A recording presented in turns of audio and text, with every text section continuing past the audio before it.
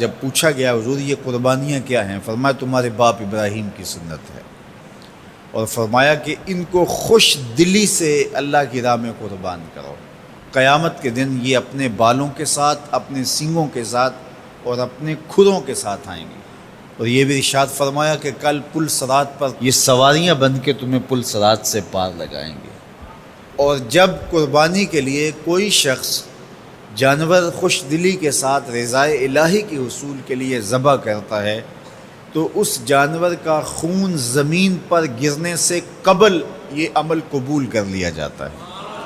اور یہ بات بھی ذہن میں رکھیے گا کہ ایام نہر یہ 3 دن جو خون بہانے کے ہیں، 10، 11 اور 12 تاریخ، ان ایام میں آپ جو بھی عمل کریں، نماز پڑھیں اور دیگر صالح اعمال کریں، بہت قابل قبول ہیں اور اللہ ان کو قدر کی نگاہ سے دیکھتا ہے۔ لیکن ان ایام میں جو سب سے زیادہ اللہ کو محبوب عمل ہے وہ راہ خدا میں خون بہانا ہے، قربانی پیش کرنا ہے۔ تو قربانی کا کوئی اور متبادل نہیں ہو سکتا۔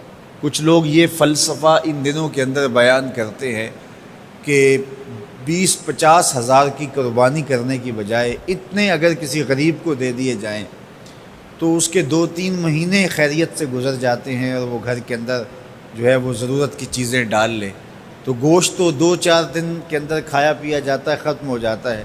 لیکن اگر اتنے پیسے کسی غریب کے گھر دے دیے جائے تو یہ اچھی بات ہے۔ تو اسلام کب اس عمل سے روکتا ہے؟ غریب کی مدد کیجیے، صرف عید کے دن ہی نہیں، مینڈے کی جگہ ہی نہیں، بلکہ اسلام تو راہ خدا میں جانور ذبح کر کے اسی جذبے کو بیدار کرنا چاہتا ہے کہ تمہیں گوشت کی ضرورت بھی نہیں تھی پھر بھی تم نے ذبح کر دیا، تو جہاں ضرورت ہوگی اور تمہاری ہمسائیگی میں، تمہارے اطراف میں جب کوئی غریب ہوگا تو پھر تم اس کے لیے ذبح کیوں نہیں کرو گے؟ اس کے لیے تم قربانی کیوں نہیں کرو گے؟ اِثار کیوں نہیں کرو گے؟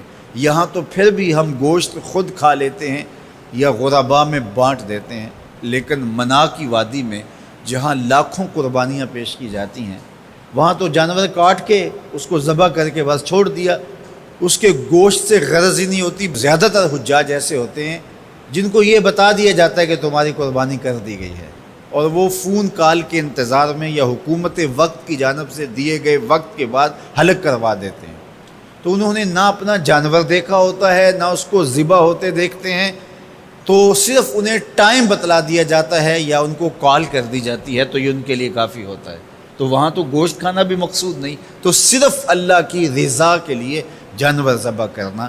تو جب رضائے الہی کے لیے جانور ذبح کرنے کا جذبہ پیدا کر کے تمہیں راہ خدا میں خرچ کرنے کی ترغیب دی جاتی ہے تو پھر تم پورا سال خرچ کرو گے، تمہارے لیے کوئی مشکل اور کوئی مشقت نہیں ہوگی۔ لیکن اگر تم جو ہے وہ اس جذبہ خیر سے نور حاصل نہیں کرو گے تو پھر تمہیں یہ دولت نصیب نہیں ہوگی۔ تو سب سے افضل عمل ان 3 ایام کے اندر جو بتایا گیا وہ یہی ہے کہ راہ خدا کے اندر خون بہانا ہے۔ اللہ کے محبوب علیہ الصلوۃ والسلام کی خدمت میں جو ہے وہ مینڈے لائے گئے جو چتکبرے تھے، اور حضور علیہ الصلوۃ والسلام نے اپنے مبارک ہاتھ سے ان کو ذبح کیا۔ تو عید قرباں یہ ایثار کی عید ہے، یہ قربانی کی عید ہے، اور اسلام ہمیں قربانی سکھاتا ہے۔ اسلام لمحہ لمحہ قربانی ہے، ایک ایک ساعت اسلام قربانی کا نام ہے، اور ہمیں درس زندگی یہی دیا جاتا ہے کہ ہم قربانی سے اپنی زندگی کو عبادت کریں۔